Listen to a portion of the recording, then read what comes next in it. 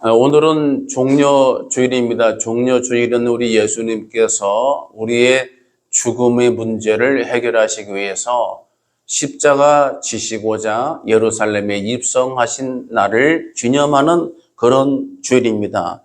참으로 죽는 것의 문제가 우리 가운데 발생을 했기 때문에 주님께서 십자가를 지셔야만 했던 그런 기가 막힌 그런 설정이 우리 가운데 주어지게 되었습니다.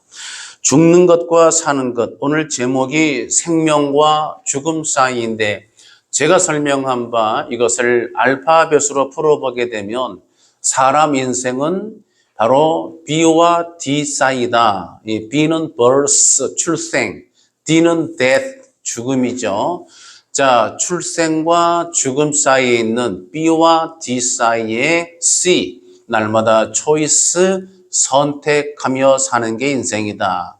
자, 이것을 알파벳의 의미를 왜 부각시키는가 하면 출생, birth와 death 사이가 B와 D 사이는 A, B, C, D에서 한 단계만 지나가면 A, B, C, D 두 단계에 걸쳐서 D가 이루어지죠. 죽음은 이 birth라는 출생의 두 단계만 지나면 죽음이 되죠. 이 알파벳 중에서 굉장히 가까운 지근거리에 놓여 있습니다.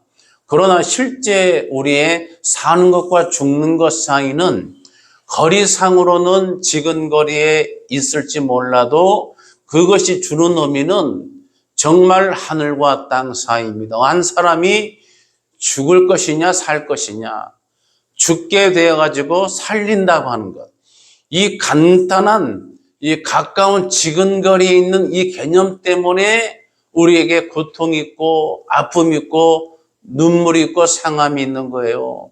이 죽음과 생명, 생명과 죽음 사이에 놓여있던 우리들이 정말 우리 주님이 우리를 살리시기 위해서 오셨는데 이것을 어떻게 봐야 되느냐?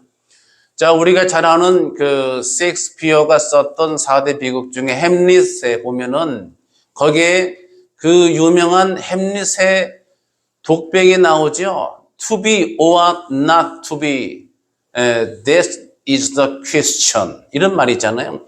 내가 죽느냐 사느냐, 영어로는 to be or not to be니까 사느냐 죽느냐지만은 우리는 그렇게 예를 들어서 ladies and gentlemen처럼 레이디가 먼저지만 우리는 신사숙녀 여러분 하듯이 to be or not to be 이것이 문제라고 하는 햄릿의 고백, 죽느냐 사느냐, 정말 내가 죽을 것이냐 살 것이냐, 이 종이장 한 장 차이에 그런 인생의 고뇌, 번뇌, 상실감, 고통을 말해주고 있습니다.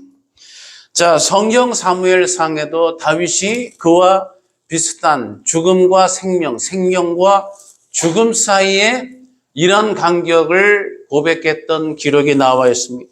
사무엘상 20장 3절에 보면 다윗이 또 맹세하여 이르되 내가 내게 은혜 받은 줄을 내 아버지께서 밝히 알고 스스로 이르기를 요나단이 슬퍼할까 두려운즉 그에게 이것을 알리지 아니하리라 함이니라. 그러면서 후반에 그러나 진실로 여호와의 살아계심과 내 생명을 두고 맹세하노니, 이게 중요한 문장이에요. 나와 죽음의 사이는 한 걸음뿐이니라 그랬습니다. 나와 죽음의 사이는 한 걸음뿐이다. 이게 킹 제임스 번역 성경 보면은 there is but a step, there is but 오직 but a step, 한 스텝 발자국, 바로 between me and death, 나와 죽음 사이에 거기는 but a step, 그냥 단지 한 스텝만 놓여 있다고 하는 거죠. 여러분, 기가 막힌 고백이에요. 이 다윗의 자손 예수 그리스도로 이 땅에 오시는 예표의 귀한 성령의 인물이기도 하지만 그의 삶의 여정에는 바로 생명과 죽음 사이, 죽음과 생명 사이에, 다시 말하면 죽음의 비릿한 냄새를 맡으면서 살아야 했던 그 죽음과 생명 사이가 but a step, 그냥 한 스텝 하나 차이밖에 없다고 하는 그런 기가 막힌 고백을 하며 살았어요. 수도 없는 죽을 수 있었던 그런 위협, 협박, 곤경에 처하면서 하나님의 보호하심으로 모면하고 그리고 생명이 보존되고 그렇게 해서 다윗 이스라엘의 왕이 되고 예수 그리스도의 이 땅에 오실 거룩한 계보가 됐습니다. 성경에서는 히브리서 9장 27절에 한 번 죽는 것은 사람에게 정해진 것이 그 후에는 심판이 있으리니 이렇게 기록을 했습니다. 한 번 죽는 것이 사람에게 정해져 있다. 우리가 사는 동안에 어떻게 잘 사느냐, 어떻게 매출을 올렸느냐, 조금 어떤 월급이 올랐느냐, 연봉이 올랐느냐 이런 문제도 있지만은 보다 궁극적인 문제는 바로 to be or not to be, 나와 죽음 사이, 이 생명과 죽음 사이 그 간격 또는 간극에서 우리가 정말 힘겹게 살아가고 있는 그런 존재라고 할 수 있습니다. 그렇다면 여기서 질문이 나오죠.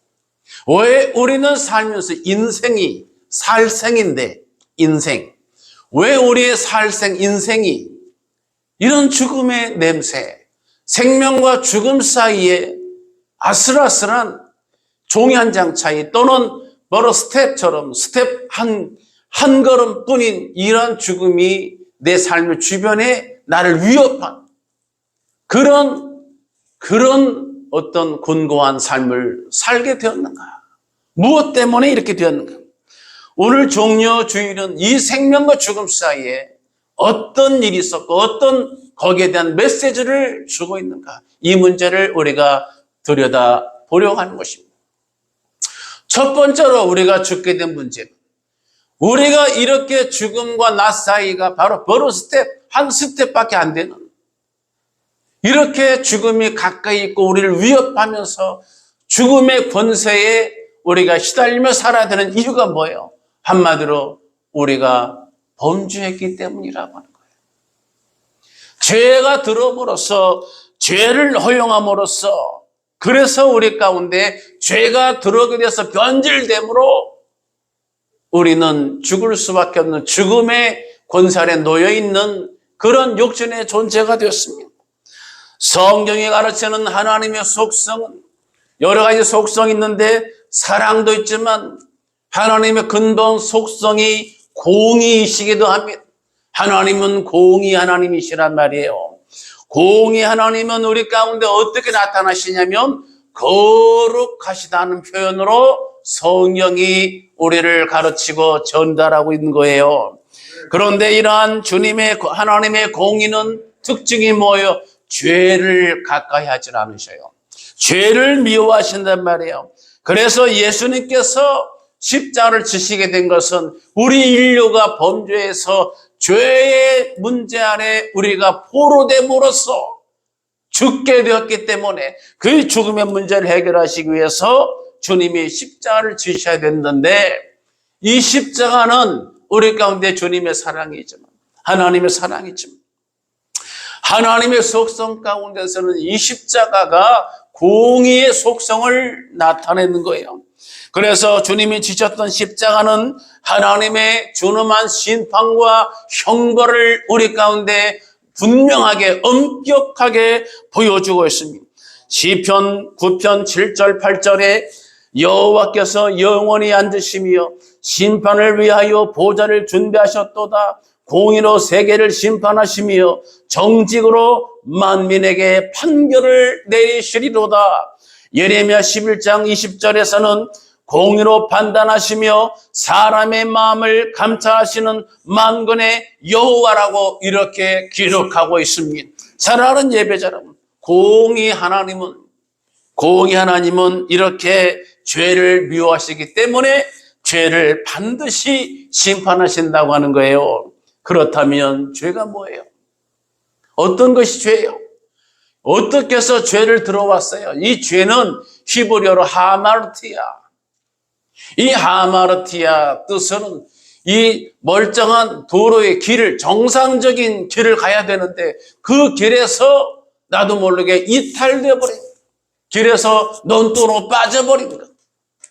화살을 쏘았는데 대충 적당히 내가 똑바로 정신 차리고 집중해 쏘지 않으므로 아무렇게나 사는 인생의 가치관과 같이 아무렇게나 살아버리게 됩니다.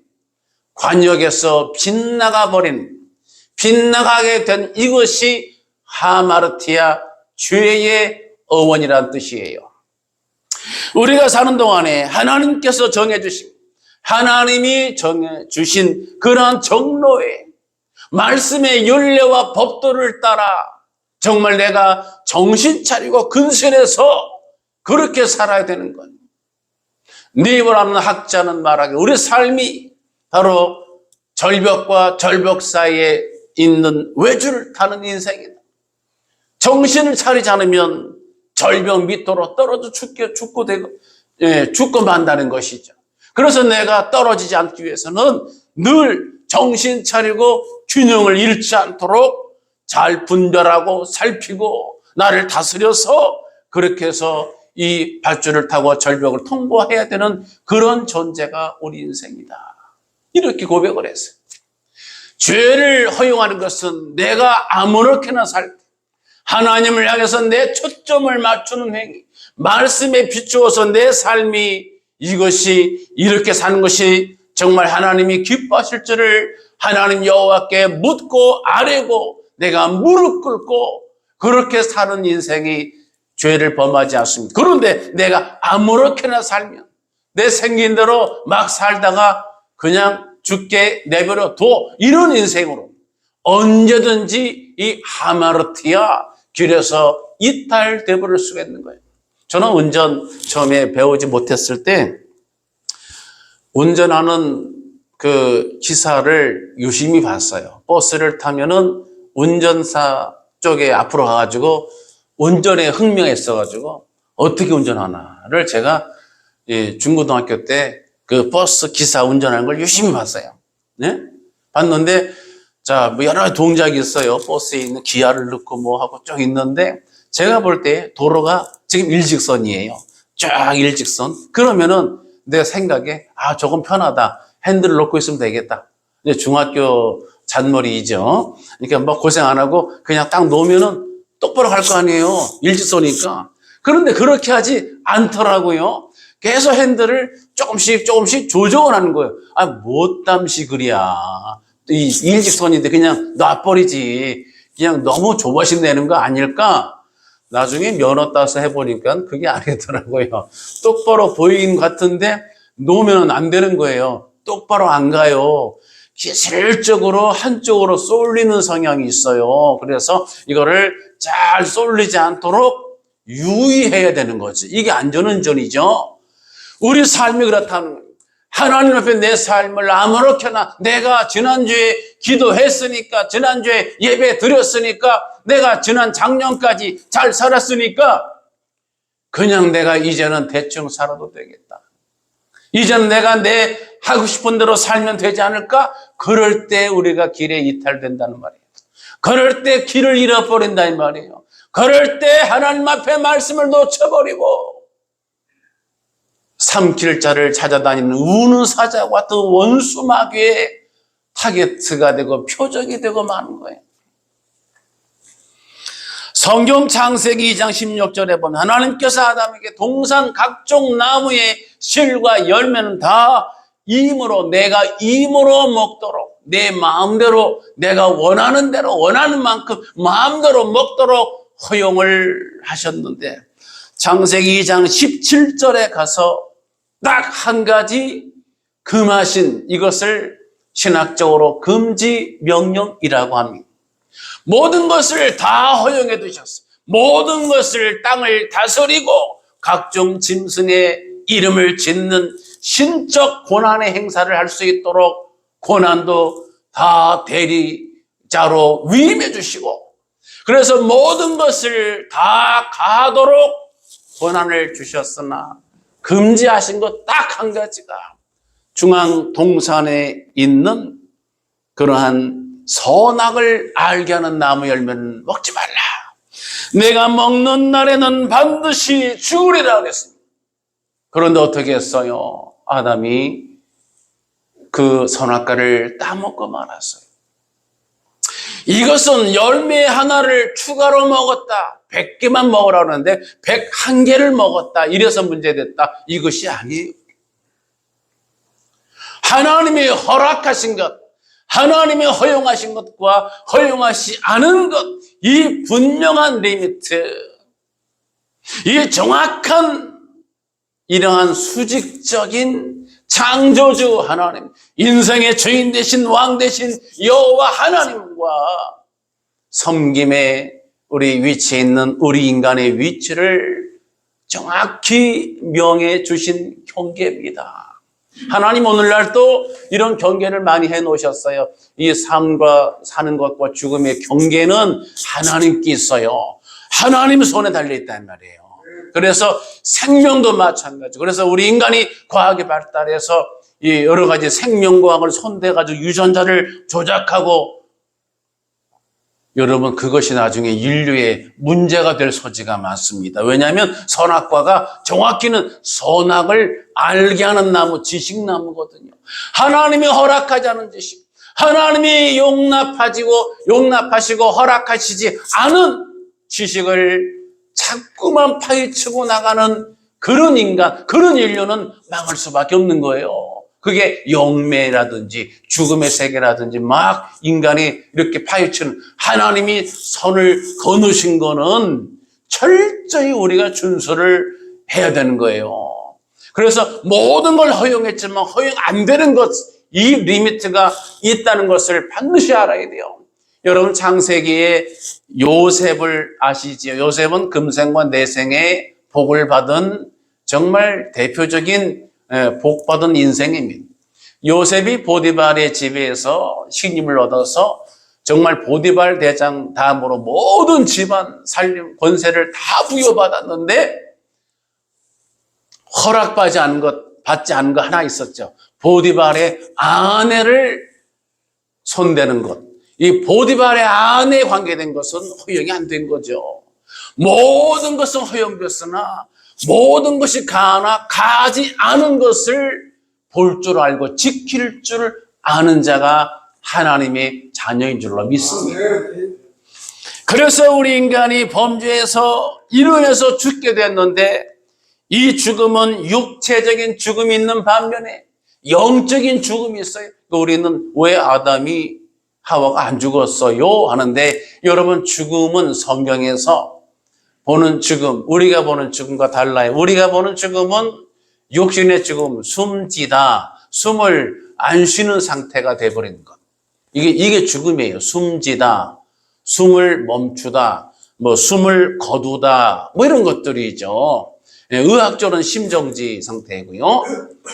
그 다음에 성경에서는 하나님과 결합된, 하나님과 연합된 것이 생명이고, 하나님이 연합이 끊어져 버린 것, 분리된 것, 이게 죽는 겁니다. 그래서 정말 예수를 믿는 자는 정말 영원히 살고, 살아서 믿는 자는 영원히 죽지 않는다. 죽어도 살겠고 영원히 죽지 않는다. 이 말씀이 하나님과 결합된 사람, 하나님과 연합된 사람은 이것이 사는 거예요. 이것이 분리되면 육체만 샀는데, 요건 시한부예요, 시한부. 그러니까 이건 죽은 거예요, 이미 끝난 거예요. 이 꽃에서 식물 꽃나무에서 꽃을 딱 잘라가지고 꽃꽂이 때문에 썼으면, 요거는 꽃꽂이 행사로는 쓰지만 요거는 이제부터 죽는 거예요. 예, 이거는 생명이 끊어진 거예요. 잠시만 연명했을 뿐, 이거는 그 시간부로 생명이 분리됐기 때문에 끝나는 겁니다. 그래서 우리 인간은 죽게 됐어요. 요한계시록 20장 14절 15절에 사망과 음부의 불못에 던지오니 이것은 둘째 사망. 여러분, 둘째 사망이 또 있어요. 이거는 내가 육신이 죽는 것, 영혼이 죽는 것, 나중에 계시록에 이제 종말의 때에 영원한 불못에 들어가는 이 둘째 사망까지 있어요. 예수 믿는 자는, 우리 주님을 영접하는 저와 여러분은 둘째 사망의 해를 받지 않게 되는 줄 믿으시기 바랍니다. 사랑하는 예배자 여러분, 그러므로 이 주님의 십자가, 이 종려주일의 사건은 죽음 때문에 이루어진 것이고, 이 죽음의 문제는 바로 우리가 범죄했기 때문에 그 범죄한 죽음의 문제를 해결하기 위해서 비롯된 것이라고 하는 겁니다. 두 번째, 주님이 주신 십자가는 이러한 우리의 죽음의 문제를 해결하기 위해서 우리 가운데 주어지게 된 거예요. 인류 역사상 십자가는 가장 수치스럽고 가장 고통스러운 사용도구로 그렇게 알려져 있는 사용도구입니다. 갈라디아서 3장 13절에 성경에서도 이 부분을 강조하는데, 그리스도께서 우리를 위하여 저주를 받은 바 되사 율법의 저주에서 우리를 속량하셨으니 기록된 바 나무에 달린 자마다 저주 아래에 있는 자라 하였습니다. 그랬습니다. 나무에 달린 자마다 저주 아래에 있는 자라. 신명기, 갈라디아서 3장은 신명기의 말씀을 인용한 거예요. 실제로 당시 로마 사람들, 로마 시민, 일반 사용수에게는 이 십자가 사용 제도를 쓰질 않았어요. 이것은 일반 평민들에게는 요런 저주스러운 형태는 요건 이제 적용을 안 했고, 누구한테 했냐면은 주로 노비 있잖아요. 포로들. 이렇게 그 나라 자국 시민이 아닌 그런 사람들, 그런 종이나 노비, 포로, 천박한 계층, 그런 쪽에만 십자가 형태를 부여했단 말이에요. 이런 십자가 자랑이 될 수 있습니까? 자랑이 될 수 없어요.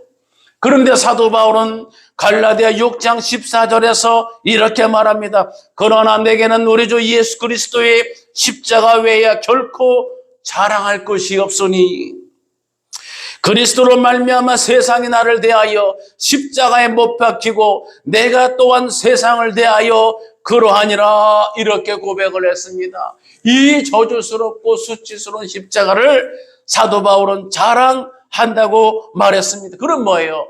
이 십자가 자체가 아닌 거예요. 이 십자가를 지신 우리 주는 예수 그리스도로 인함인 것이에요.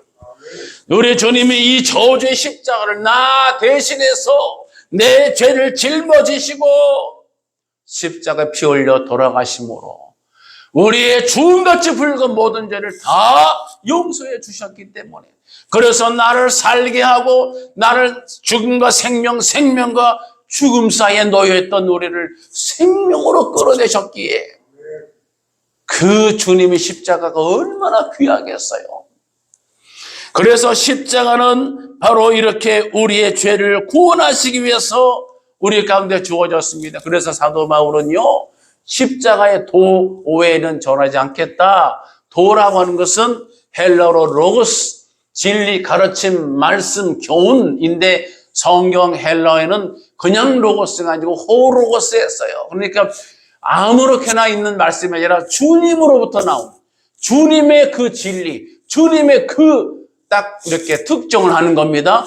주님의 그 십자가 지신 그 가르침과 교훈, 그 사랑의 실천, 그러한 주님의 대속의 피 흘리심, 그것을 십자가의 도라고 하는 거예요. 그래서 사도 바울은 이 십자가의 도 외에는 전하지 않겠다고 했어요. 사랑하는 예배자 여러분, 종려주일을 맞이해서 이 십자가의 도를 우리가 이것을 품고 이것을 전하고, 그래서 많은 사람을 죽음과 생명과 죽음 사이에서 생명으로 끌어낼 수 있는 복된 예배자 되시기를 축복합니다. 마지막 세 번째는, 그러므로 주님의 십자가는 우리를 살리신 하나님의 긍휼의 표라고 하는 거예요. 아까 말씀드린 하나님의 속성이 공의도 있지만 또 한편은 사랑입니다. 그리고 십자가는 하나님의 공의로서 십자가 형벌이 주어졌지만, 다르게 역설적으로는 십자가의 형틀이 주어질 만큼, 자신의 독생자를 내어줄 만큼 우리 하나님의 백성들을 사랑하셨다고 하는 거예요. 하나님의 사랑이 있어요. 이것은 죽을 수밖에 없는 우리를 살리시기 위해서 무언가를 지불을 해야 되거든요. 이거를 법률적으로 대속법이라고 하는 거예요. 내가 값을 주어서 이걸 면하는 거죠. 그래서 여러분, 실제로 지금 우리나라 형법에도 이렇게 이제 어떤 범죄한 경우 있을 때에 그 뭐라 그러죠? 벌금형 있잖아요. 벌금형. 벌금을 내서 그 죄를 이제 죄값을 받은 것으로 여겨주는 거. 이런 대속법이 있는 거예요. 대속이란 죄 없는 자가 이 죄값을 치를 만한 자격이 있어야 되겠죠. 그래서 오늘 우리 도집사님도 그렇게 기도를 하셨어요. 죄 없으신 우리 주님. 그렇습니다. 죄 없으신 주님이 직접 우리의 죄값을 대속하셨다고 하는 거. 이것이 사랑이에요. 이것이 긍휼입니다. 사랑하는 예배자 여러분, 그러므로 이러한 주님의 사랑이 이 종려주일에 이 십자가를 지시는 이 과정 속에 하나님의 고뇌에 찬 사랑이 하나님의 공의 속에 채워져 있는 이 사랑을 발견하고 깨달을 수 있는 저와 여러분 될 수 있기를 축복합니다. 그러므로 종려주일은 우리가 생명과 죽음 사이에서 우리가 비참하게 말라 비틀어져 저주받아 죽어갈 수밖에 없는 위치에 있었지만 우리 하나님이 그대로 두시지 아니하시고 저와 여러분을 살리시기 위해서 이 땅에 독생자 예수 그리스도를 보내셨습니다. 그래서 십자가를 지시고 그 참혹한 그 저주의 십자가를 지심으로써 주님은 낮아지시고 주님은 비참해지시고 주님은 저주받은 바 상태가 되시면서 우리를 저주에서 속량해 내시고 우리를 죽음 가운데서 생명으로 건지시게 되신 것입니다. 이 주님을 마음에 새기시고 하나님을 경배하는 예배자 되시기 바랍니다. 그리고 더 나아가서 이 사랑을 힘입어서 하나님의 사랑을 입은 자답게 이제는 하나님의 사랑을 전하는 자가 되시기 바랍니다. 하나님이 맡기신 선한 일에 힘을 내는 예배자 되시기 바랍니다. 끝으로 디도서 2장 14절 말씀을 이 부분과 관련해서 이 말씀을 읽고 오늘 설교를 마치도록 하겠습니다. 디도서 2장 14절입니다. 그가 우리를 대신하여 자신을 주심은 모든 불법에서 우리를 속량하시고 우리를 깨끗하게 하사 선한 일을 열심히 하는 자기 백성이 되게 하려 하심이라. 아멘. 기도하겠습니다. 할렐루야. 영광과 존귀와 찬송을 살아계신 하나님 앞에 올려 드리옵나이다. 우리가 범죄하여서 죽게 되었을 때에 우리를 살리시기 위하여 독생자 예수 그리스도를 이 땅에 보내주셔서 십자가의 형틀에서 순환을 당하시고 고귀한 보혈의 피를 흘려 우리를 생명으로 건지신 만군의 주 여호와 하나님 아버지의 크신 긍휼과 사랑을 찬양하며 송축해 올려드리옵나이다. 이 하나님의 사랑을 우리가 마음에 새기고 이제는 하나님이 분부하신 귀한 선한 일을 힘있게 감당하며 하나님의 이름과 영광을 하나님 위해 살아가는 복된 인생이 되게 하여 주시옵소서. 감사드리며 예수님의 이름으로 간절히 기도드리옵나이다. 아멘. 우리를 죄에서 구원하신 우리 구주 예수 그리스도의 귀하신 은혜와 하나님 아버지의 그 크신 사랑하심과 성령님의 감동, 감화, 인도, 교제하심이 오늘 예배에 참여한 모든 예배자들 머리머리 위에와 저들의 가정 위에와 저들의 기도 제목 위에 일터 직장 위에 또한 이 나라와 민족 위에 또한 자녀들의 진로와 비전 위에 함께 있을지어다. 아멘.